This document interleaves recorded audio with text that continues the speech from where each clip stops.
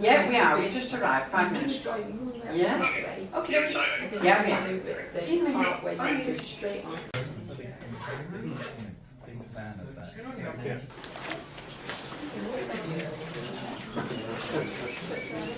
Ready? To the first debate in our 7th season. I can't believe it.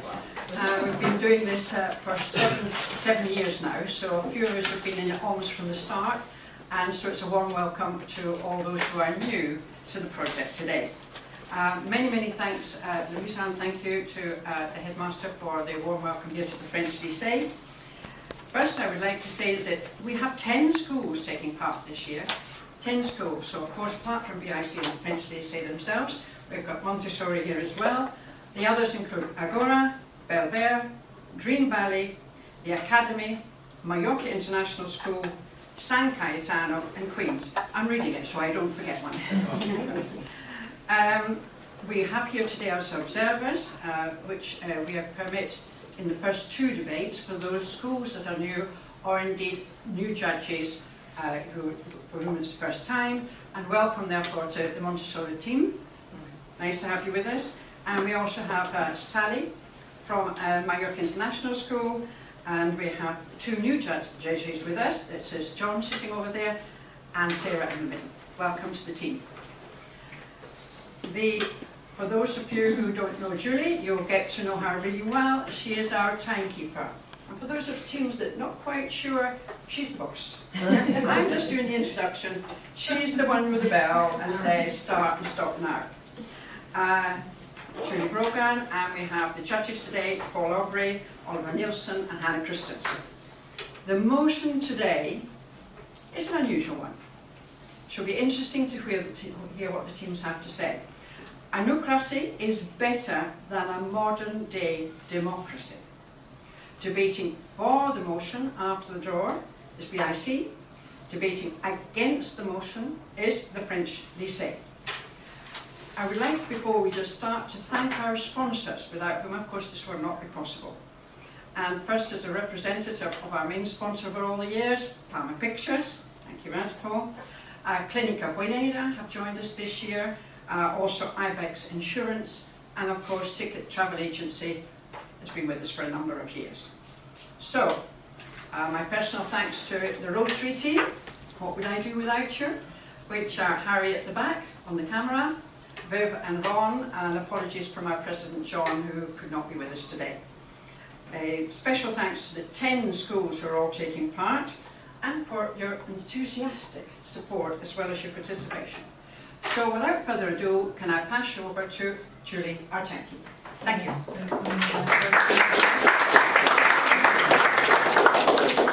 We have a first speaker. Make sure you're comfortable and then I'll start. Okay? Winston Churchill once said, "Democracy is the worst form of government, except for all the others that have been tried." But it's not amusing that he said that a democratic system is a weak, corrupt, and old-fashioned way to control government. Around 38 million people voted for Hitler in the 1933 German election. That's true. A man that caused 50 million deaths was voted democratically by the people. The weakness of the democratic system, proportional representation, helped Hitler gain power with the use of populism. This is one of the major problems of democracy. Good morning, ladies and gentlemen, esteemed guests, and members of the opposing team. My name is Manuel, and today, Ava, Imogen, and I will be putting forth the argument that anarchy is better than a modern-day democracy. You might see anarchy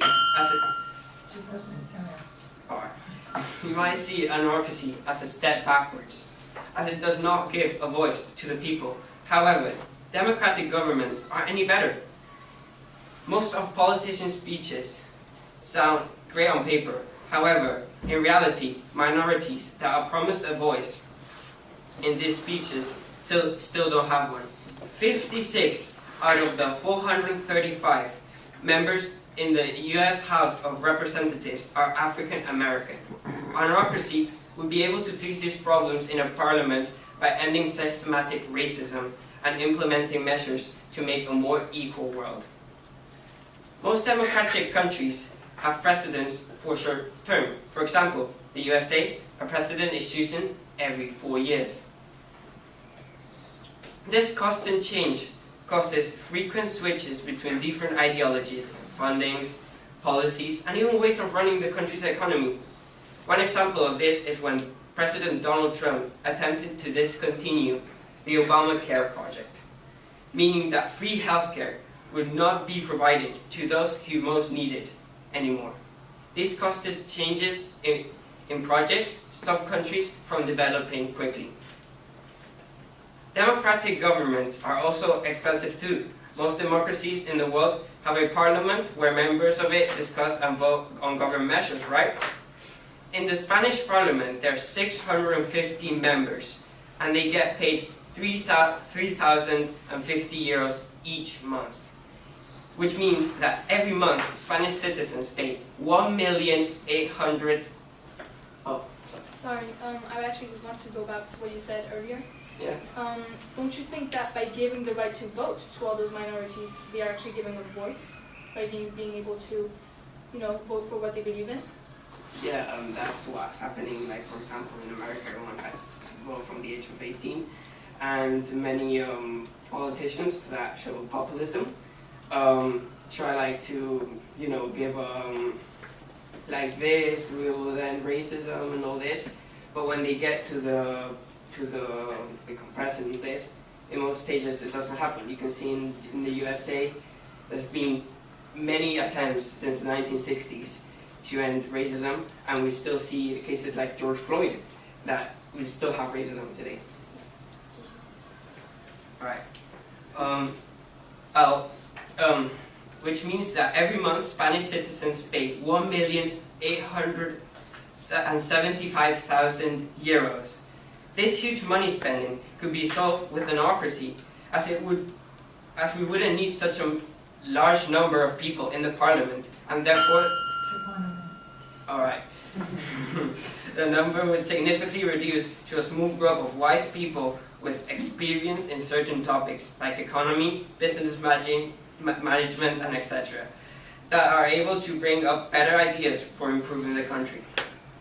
This money that would be saved from MPs' wages could be spent on providing better services to the population more, and therefore provide a better equality of life to the people of a country. Only 68.8% of the British population in 2017 went to vote, showing how democratic systems are not representing enough of their people and therefore are inefficient. There is a participation crisis, as many people feel as they are able to express their opinion and feel heard online better than by voting. So, are these voting systems even necessary when the people feel that they are heard enough elsewhere? Why have an...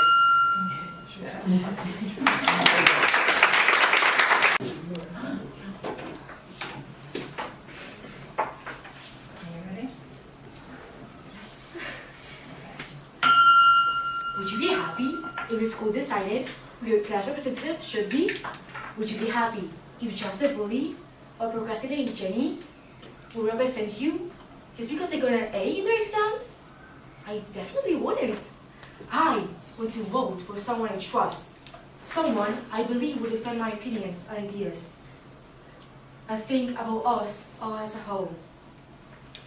I definitely want to voice my opinion and choose this person, even though I'm not amongst the wisest. But I am part of the school on a daily basis. And what happens to us must be taken into account by the person representing our nation, or school in this case. Good morning, audience, judges, performing team. My name is Ana Laura González from the Lycée Français International de Palma, and I am here, and my teammates are here to prove to you why democracy is the best option so far. My teammate Indy will talk to you about why democracy is a fair and most and the best form of government for this complex society. Well, Kenza will point out the flaws of a modern-day democracy.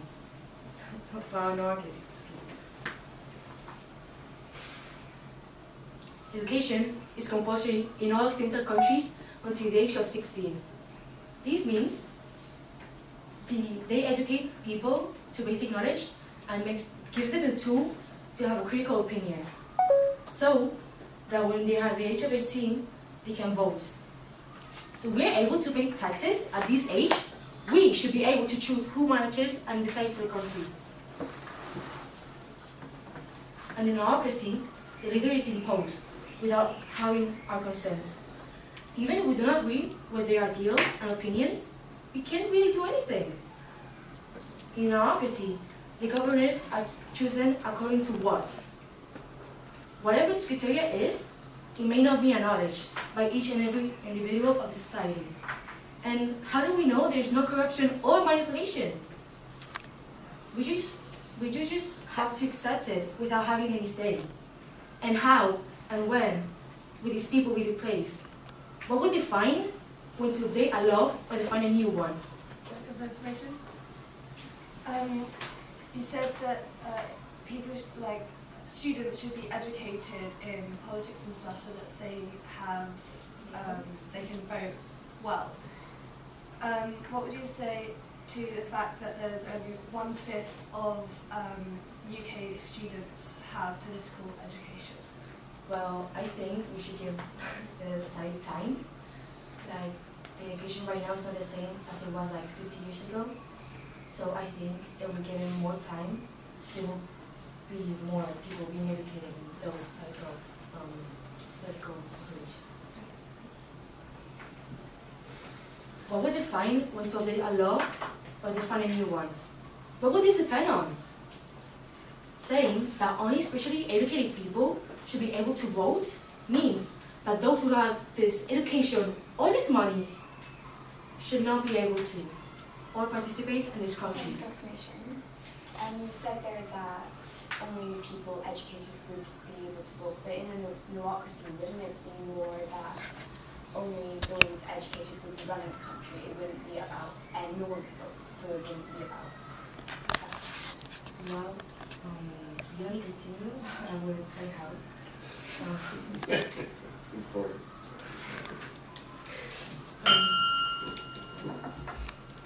We believe in a democracy because it exercises the power of the people. We choose who decides our country. We choose the head of state. The people we decide will represent us the best. And people from different countries with political instability immigrate to this country, dreaming of a better life.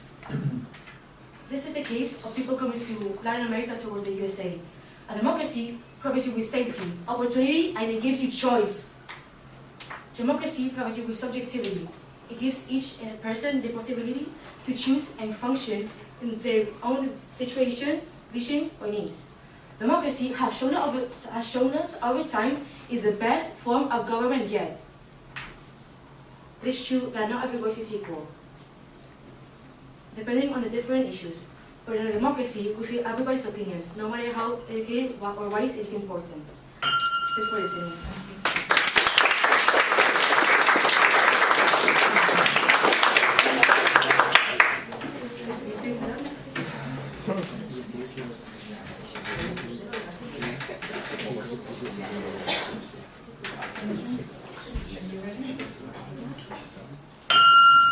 UK 2016 Brexit.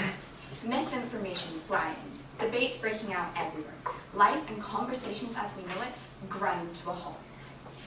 Everyone taking a side, that of leave or remain. No matter where you went, there was always some reminder.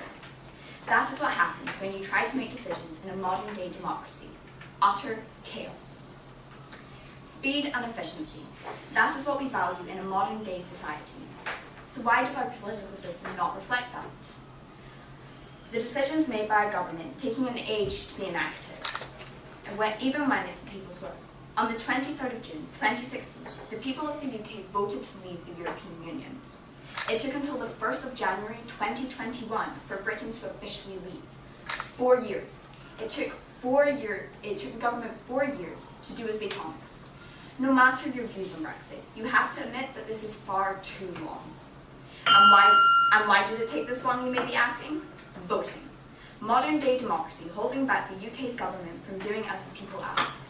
MPs' judgment clouded by their own thoughts and feelings, stopping progress because it wasn't happening just how they imagined it. Children. That's how they acted. That's how those leading the UK behaved. Wouldn't it have been better if a group of intelligent individuals looked at the pros and cons and decided on the best way to be? Not held back by the fear of forcing the country to see reality. Not held back by the whims of those who don't understand. We flayed Theresa May alive, upset with the policies she put forward to help us leave, before we voted to scrap them. And then we are disappointed in a way that she handled Brexit. Weren't all her failings caused by the democracy she found herself having to navigate? It seems so...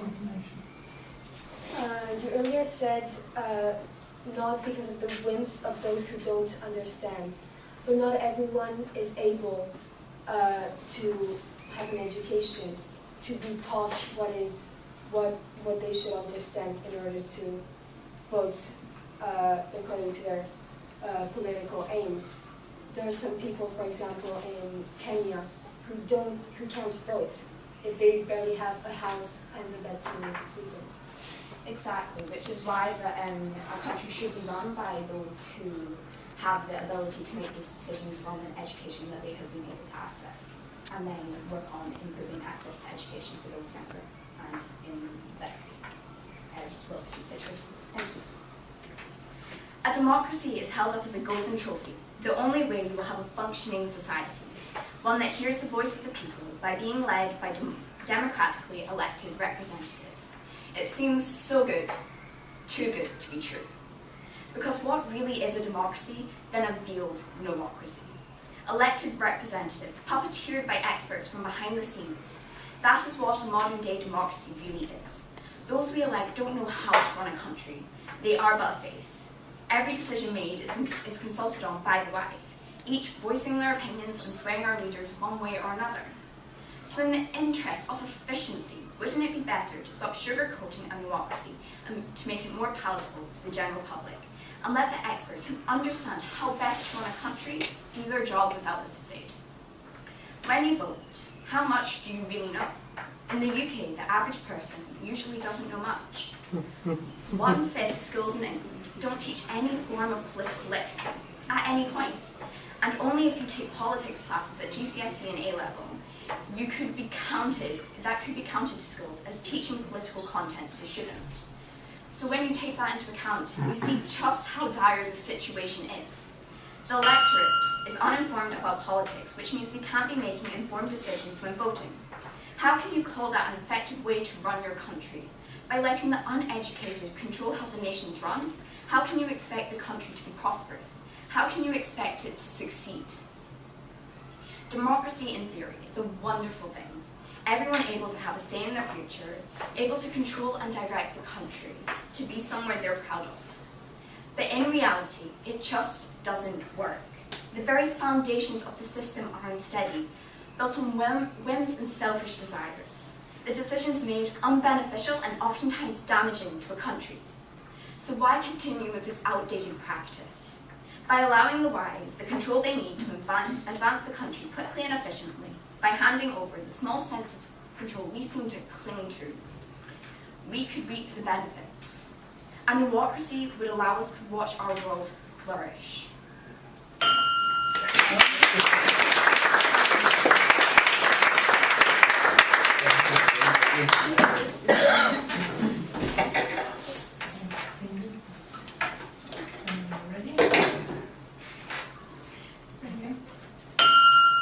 Freedom.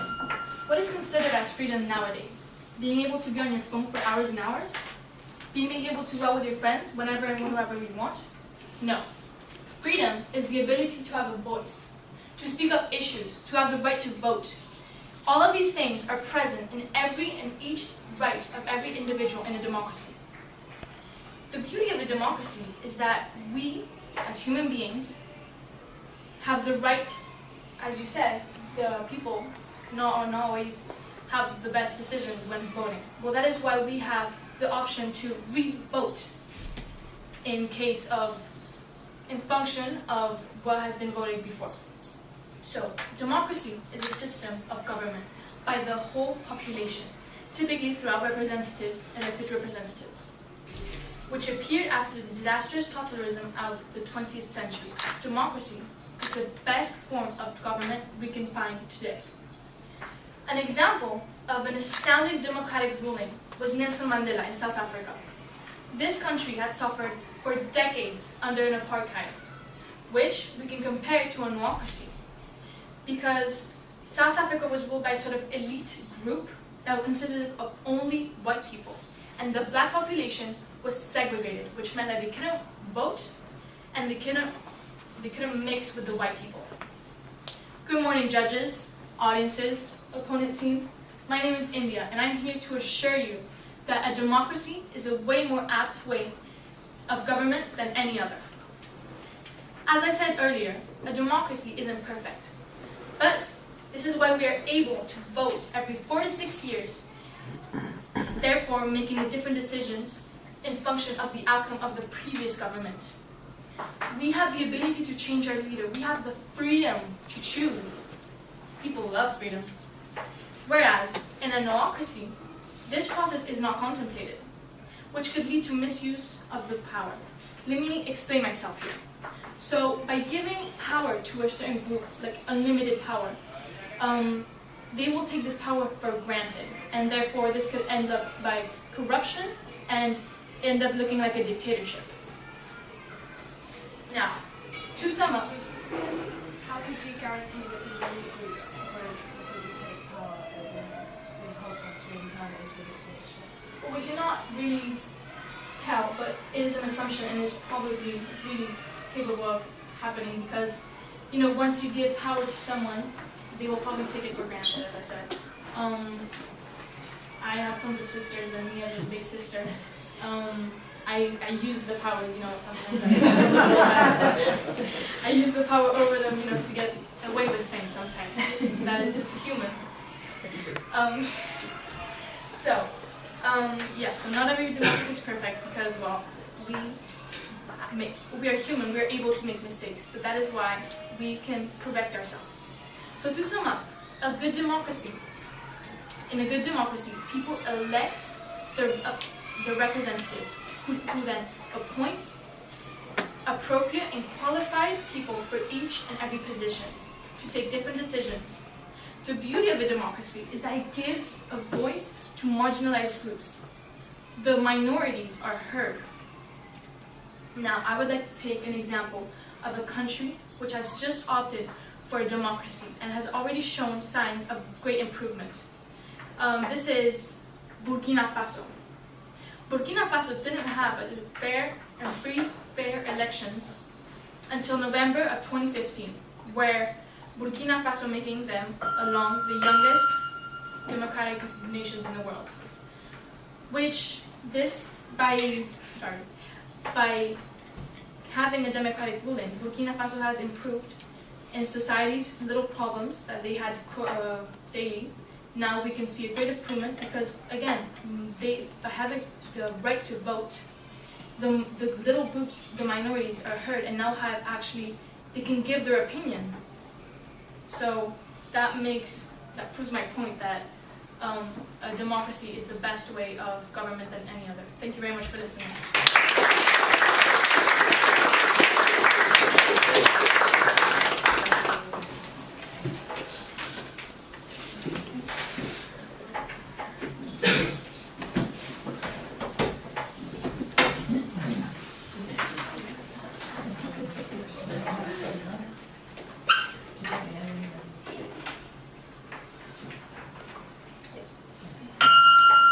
Democracy. What a wonderful concept.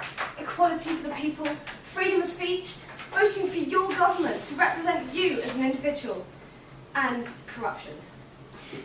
Miles, kilometres, litres, tonnes, however you want to quantify it, corruption works its way into the crevasse of democracy and is extremely present in our current democratic societies. We've had many parliamentary events in recent years, referendums and elections, but were they truly democratic? I can remember the Brexit referendum very well. I was 10, living in the south of England, I recall seeing huge posters on railings, in houses, on the backs of people's cars, which in its own way is a form of corruption. Apart from the plastering of opinions across every inch of land in the UK, corruption was able to sneak its way into the referendum through data collection. That's right, Cambridge Analytica used data from 87 million people on Facebook. You were earlier talking about corruption. How can you be so sure there won't be exactly the same corruption in your democracy? Well, I'll get onto it, but most corruption in a democracy comes in through voting systems, and a democracy would completely get rid of these voting systems, and therefore the corruption as well. Thank you. 87 million people on Facebook without their consent. They did this to target floating voters, people who had not made up an opinion about whether to leave or to stay. These voters were targeted with pro-Brexit precision propaganda because the vote was so close. 58% Remain and 48% Remain and 52% Leave, sorry. This is highly corrupt, as it exploits the lack of regulation on political advertising and meant that the Leave side had an unfair advantage and therefore won the referendum. A democracy could easily get rid of this corruption, as there would be no voters to persuade with propaganda or to steal data from illegally. Corruption has also weaved its way through our supposedly democratic system through voting machines and, unfortunately, violence. I'm sure you've all heard of Donald Trump, President of the US from 2016 to 2020.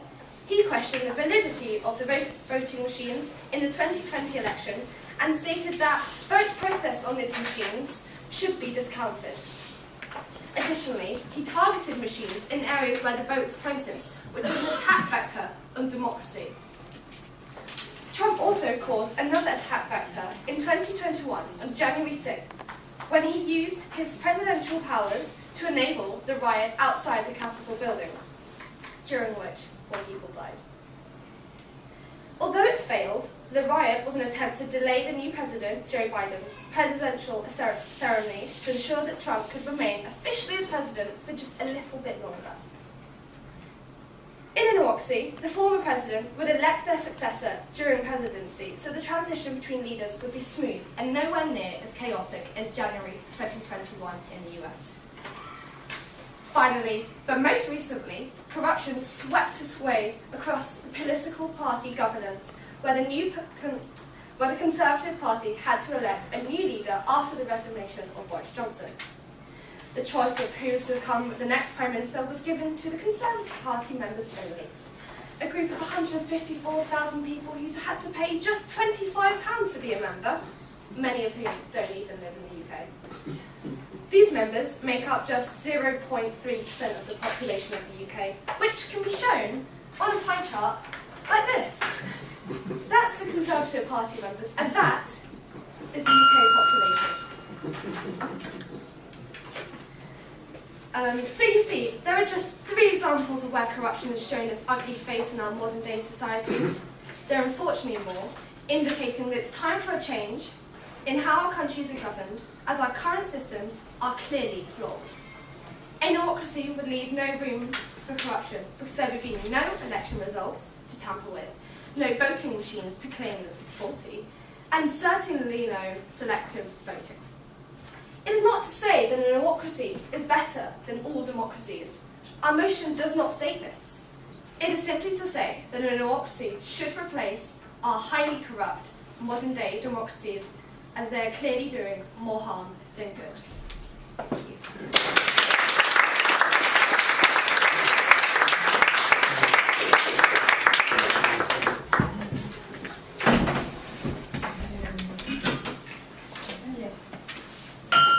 What if teachers in a school selected the smart kids and the ignorant kids?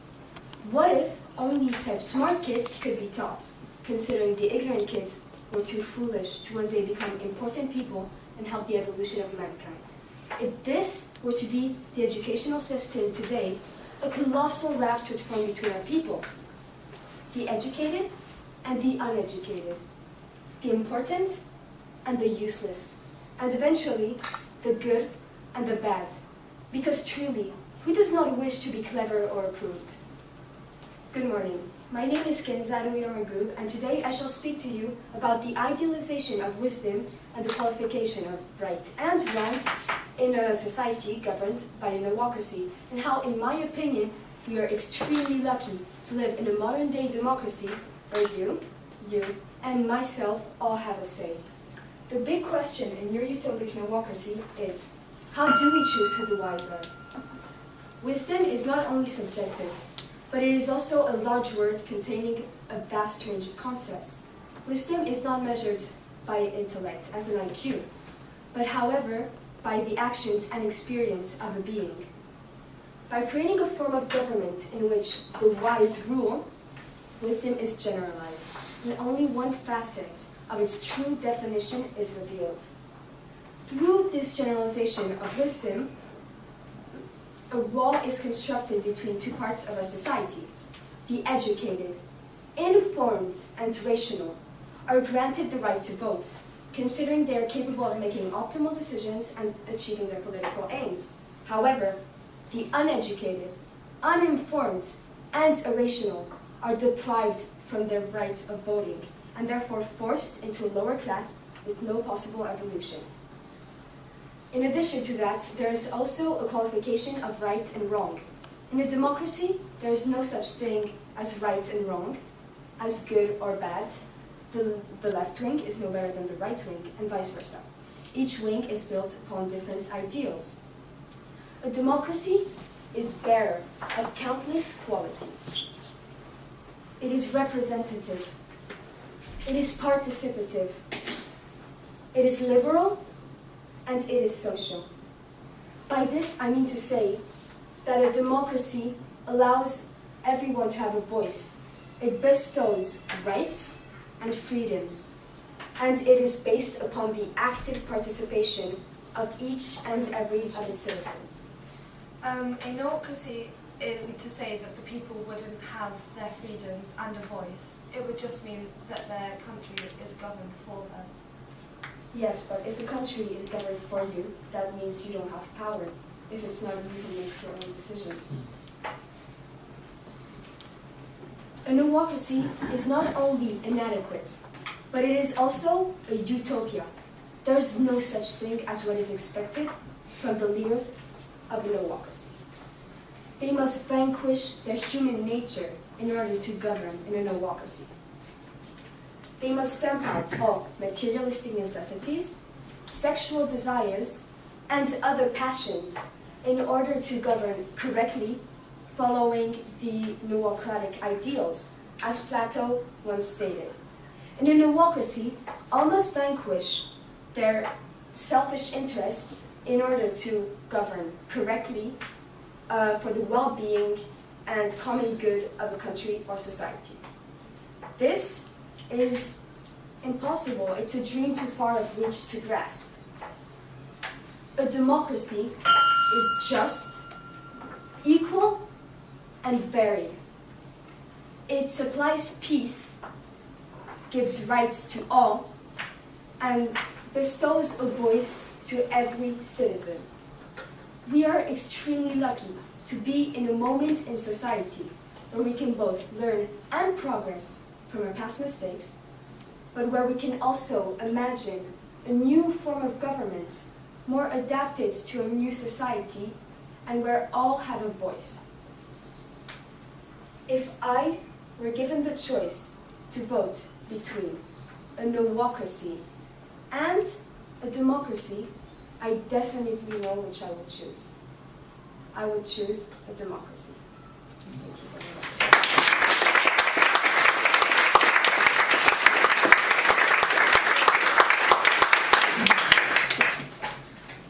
Okay, Dean, you've got 2 minutes to formulate your final arguments, and then I'll give you up.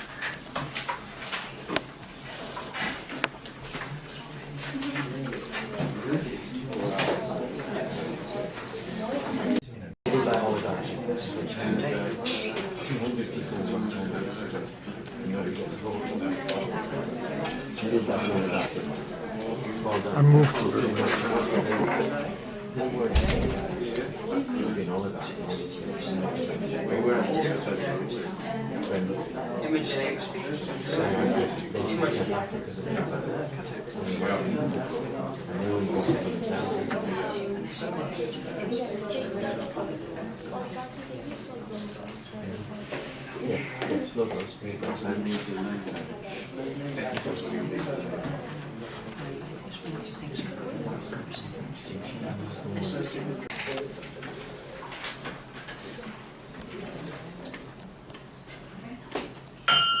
Utopic.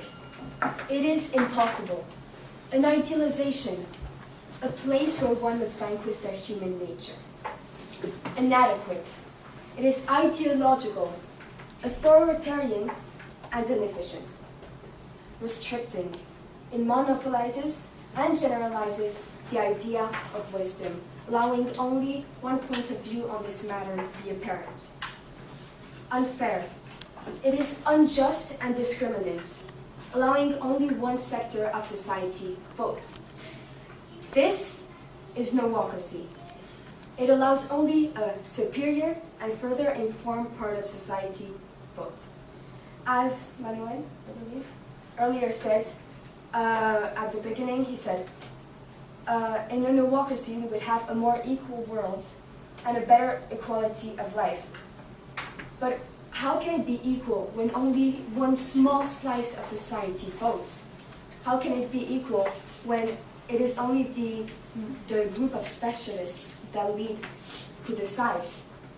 Then someone, one of the two girls, I'm not sure who it is, said earlier, no-ocracy gives speed and efficiency, which is one of the factors that makes it important.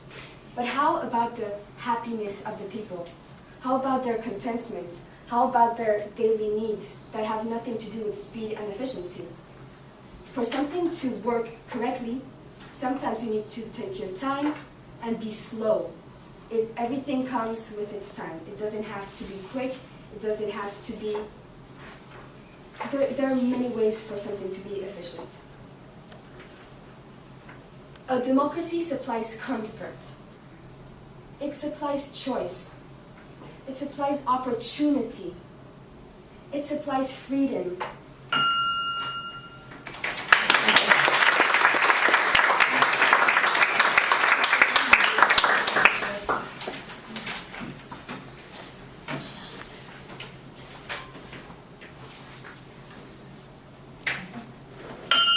Democracy.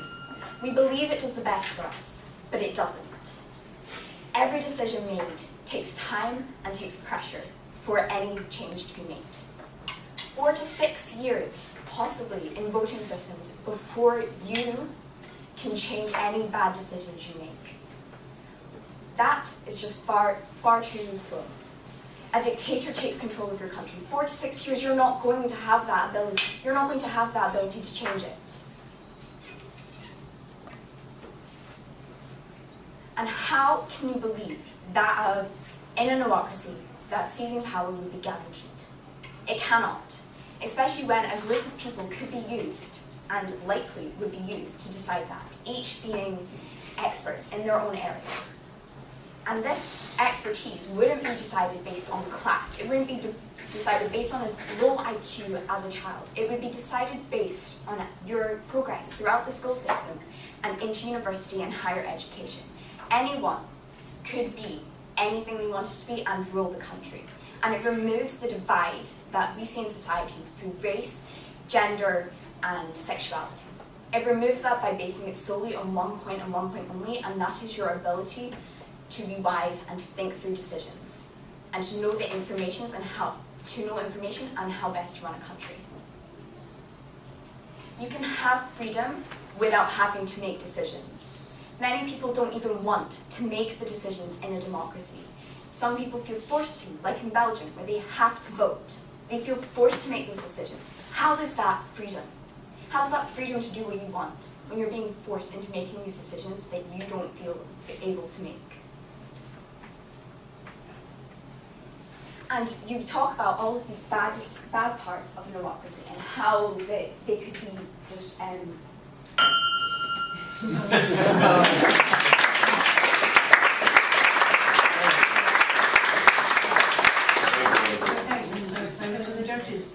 Yes, indeed. 10 minutes. Democracy, so that ability to research more is really interesting. Okay. Yeah, I also felt that my full argument was stronger than my against argument. So I was just like, Yeah, we'll just roll with go that. for. Okay. Well, I think you all did very well. Yeah. Thank you. Where do you think we get these new superhuman beings from? In my country, we have two universities, Cambridge and Oxford, which I'm sure you've heard of, and they produced 70% of their current politicians that move into politics. Is that where you would go to find out the experts? Not necessarily. I think that's a very classist divide by just going to these top-ranking universities that charge a lot. I would look at the people and maybe they would have to sit a test or be able to explain their policies. Who chooses? That's the question. Is who chooses it? Who's at the top? a group of a more wider group of people. Hard-nosed businessmen, you see? Do you think Richard Branson could make a contribution? Suing the NHS. I think everyone has a contribution to make. Whether it's good or bad is the question. The right answer. Yeah. Well done. Yes, so you said that what people would choose the few people that would be leaders. So that would be just democracy, but with a few more people as leaders. It wouldn't be because leaders in democracy just have to be members of parliament, well in Britain anyway, just have to be members of parliament to be able to run a country. Whereas this would add in more abilities for this society to kind of choose that the people running the country actually know what they're talking about, aren't just like sitting there kind of going, I like the power, I'll take that. Yeah. So, Oh dear. yeah, a bit present. I think what you're describing, BIC, is China or Hong Kong, effectively. There is actually an example of The standing committee is 200 people are in the standing committee of the Chinese Communist Party. 25 of them then make up the Politburo, and another 7 of them then make up the Supreme Standing Committee. And there is a system which, on one side, gives you fantastic results. They can build a high-speed railway in 10 years. They can develop their nation like that. However, where democracy would win, I would argue, is there's no outlet for the people. There's no cathartic kind of way of expressing. We look this week at in Britain with the new Prime Minister, or we look in Spain or France or wherever. When we're outraged and shocked, the politicians suddenly do something because they realise they're going to lose an election, and they turn around like that. There's no need for the Chinese Communist Party to do that. They're not accountable. So for them, they don't like the policy, you don't like the policy, tough luck. So how would you envision an democracy then? If you really, really believe it, would you go a more Chinese model or a Hong Kong model, which is business leaders are in charge there? You've got school teachers, business leaders, not just MPs. So, Well, there is actually a democracy in our current day society. It's in Singapore, and it's. May I say so? Welcome, sir, to the principal. Thank you for your support, as always, to these debates. And as you may have gathered from us going over our 10-12 minutes, just a few minutes, the judges had plenty to say about today's debate. Absolutely, we had almost the debate out there that you had in here. So, I mean, that is excellent. We're all saying the same thing. What an excellent start that the competition has got into, we've got up to with this high level. So I would ask, first of all, before we present the prizes, I would ask each of the judges quickly to make a comment. And may I start with you, Ollie, please? Yeah, it was really difficult. The standard gets higher every year, and we all get closer to tens, and we start fractions of trying to separate it all out, which is our job. It's very difficult. I had no idea what a democracy was. Didn't even know how to say it until I started Googling. So I'm like, normally I have an idea about what it happens, so I've been reading around it. It's a great subject. Whoever chose it, fantastic. And we've heard some great rounded arguments from both sides. It's a really complicated subject. It means so much to everybody, and democracy isn't exactly working right now, so a solution or a different alternative is certainly worth talking about, which we've done this morning. So just well done to both teams, and I'm sorry we've had to pick winners. Hannah, would you like to say a few words? I thought the subject was very useful, a very good subject. something has to change, obviously, on macro-political level. I'm very happy that you had the choice, the chance to talk about it. I was very impressed that you were able to change sides half an hour before, because I think that everything was going so smoothly towards us. The energy, the energy you had to present it to us was really genuine. So I thought it was really great to see that we aren't in the center of things, but we are able to take part, which is a very important thing, and that's why we are here to debate. Paul, as leader of the debate team, would you like to come up, please? I better stand up, really, because most of the people were talking to us, which is actually what a debate's about. I remember you. How are you? I suspect you might have been speaking to this person. I have. Is that true? So I noticed, one of the things I noticed, of course, was the push. No, get the lectern out of the way. I'm not going to stand in front of the lectern. So very good. And you guys did really well at that. You energised the room, I think. Ollie sat back. I don't know whether you noticed, but you came and talked to him. You all do. And he sat back. Now, the thing about that is that you then captivate the audience. I'm going to talk to them if that's okay with you guys. You then captivate the audience, you have to hold them. You have to hold them in the palm of your hand. Okay? You guys had powerful stuff. I love a visual cue. Oh, somebody brought a pie chart out. Yes. Come on! That's what we want to see. Not just you speaking, but actually hold something up that speaks for itself. Powerful, okay? So beautifully done. Both teams had a lovely flow and structure. If you're actually listening to each of your arguments as we were beavering away trying to write stuff down, you followed on, which was really nice. And then what I really liked was that the end speakers brought true emotion. So if you heard the words they used, they less was about pure facts, 50% of this or whatever. They used descriptive words. Beautiful descriptive words, both of you. Okay, beautiful. So great structure, great teamwork, great flow. Nice finish off. So you can imagine, this is the first one, Kate. I know, we've got another 9 to go. We were in there, it was like, fortunately these guys were like, no, we've got to decide, we've got to decide. It was literally a point either way. It was really difficult. Do I need to say now? Yeah, first of all, the best debaters, sir. Okay, right. So, one thing I'll say about the best debater. So one of the differentiating factors was reading versus being incredibly natural. Okay, that's one thing. So one thing is the power of pause. You will have heard. Pause. I'm making a really serious comment. You did it beautifully at the end with a particular pause about something that was serious. 4 people died. You see? I've remembered it. 4 people died. Pause. You did it all the time, didn't you? Power, energy. I've got you to here. Now I'm going to make a serious point. The other thing you did exceptionally well was interact with them. Okay? You're in a debate, you're not just talking to us. Talk to them. They're your competition.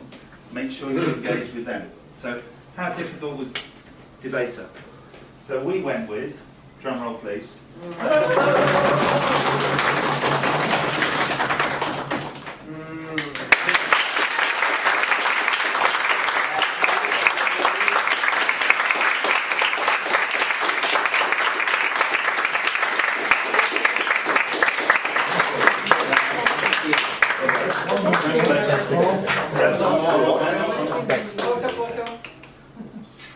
Yep, good.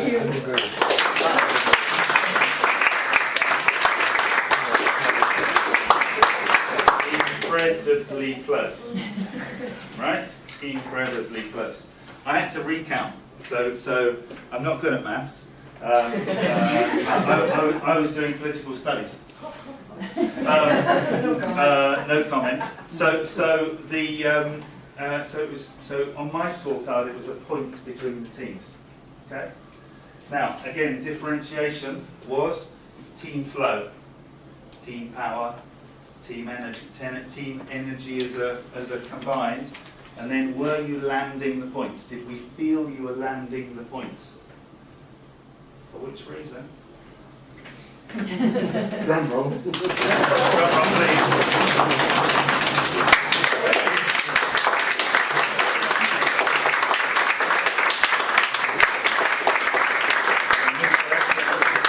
You don't do that anymore. You can organise yourselves around me.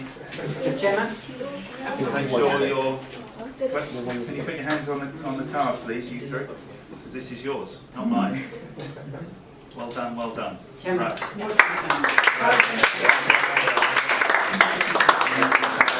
motion Just put a hand on the card. There we go. All righty. Thanks very much. Right.